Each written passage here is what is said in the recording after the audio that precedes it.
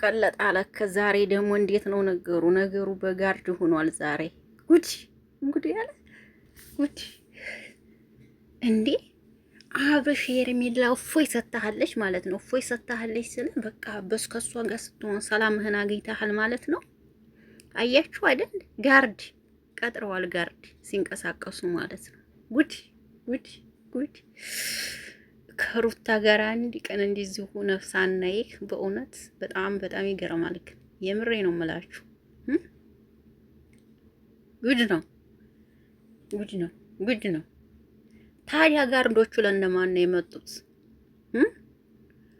ለእንትና ለትንሹ ነው? ለዛም ለማን ነበር? ለፈረንጁ ነው ወይስ ደግሞ ሌላ ማን አለ ከእናንተ ነው የሚረብሻችሁ?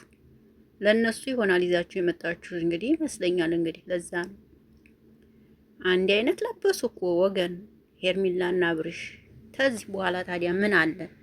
ሰላም ሰላም፣ እንዴት ናችሁ? ደህና ናችሁ ወይ? አቢ ነኝ። ለዚህ ቤት አዲስ ከሆናችሁ ቤተሰብ ሁኑ። አብራችሁ ይላላችሁ። አመሰግናለሁ። ሰላማችሁ ይብዛልኝ። እወዳችኋለሁ። በእውነት በጣም ነው የሚገርመው። መኪናቸው ላይ ቁጭ ብለው በጋርድ መጡላችሁ ዛሬ ደግሞ ማለት ነው። ትናንትና ሩታ ገንዘብ እንካፈል ስላለች ለሩታ ነው ጋርዶች።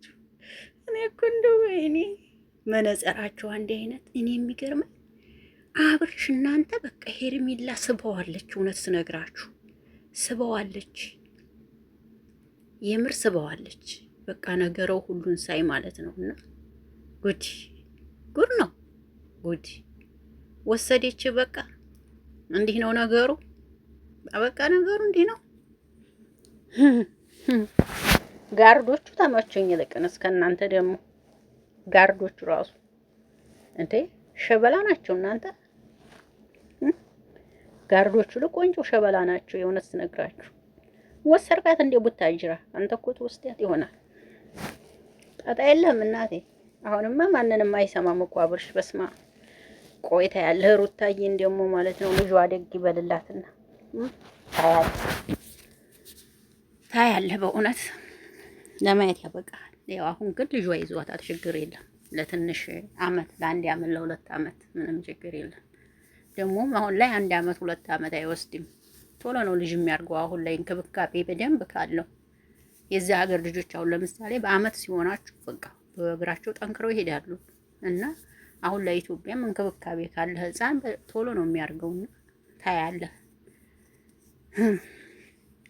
ለማንኛውም ምን የስቄ ስቄ ወጥቶልኛል። ኮሜንታተሮች ደግሞ የሚጽፉ ኮሜንታተሮች በስማ ወንድ ልጅ እኮ እፎይታ የምትሰጠውን ሴት ነው የሚፈልገው። ምንም ኮሜንት አይቻለሁ። አዎ ወንድ ልጅ ጭቅጭቅ አይፈልግም። በእርግጥ ሩታ እኮ ታዲያ እኮ ሩታ እኮ የምትናገረው ወይም ደግሞ ምን የምትለው ተስተካከል ነው። ይሄ ደግሞ ለምትወዱት ሰው የምታረጉት ነው። ተስተካከል ነው እኮ ሩታ፣ ሌላ ነገር አይደለም የምትለው። ተስተካከል፣ አንድ ይሁን፣ ልብህን ሰብስበው አንድ ሰው ላይ አርግ ነው። ከዛችም ገዛችም አትበል ነው የሩታ ምክር እኮ፣ ሌላ ነገር አይደለም። እውነት ለመናገር የእሷ ምክር ይሄ ነው። እሱ ግን ይሄን አልፈለገም። ይሄንን ስትናገረው ወደ ጭቅጭቅ ነው የወሰደው። አለቀ። ይሄ ይመስለኛል ማለት ነው። እና ለማንኛውም የሚመቻ አባት የተመቸን ማድረግ መብት አለ ማለት እኛ የምናውቀው ነገር ስለሌለ ራሳችሁ ታውቃላችሁ። ይመቻችሁ ነው የምለው። ለምንም አልልም። እግዚአብሔር ሩታንም ደግሞ ፈጣሪ አላት። ይሄን ነው ማንም ሰው ሰውን ተማምኖ ሳይሆን ፈጣሪውን ተማምኖ ስለሆነ የሚኖር ፈጣሪ አላት ነው የምለው። ሌላ ምንም አልል። አመሰግናለሁ። ሰላማችሁ ይዛል።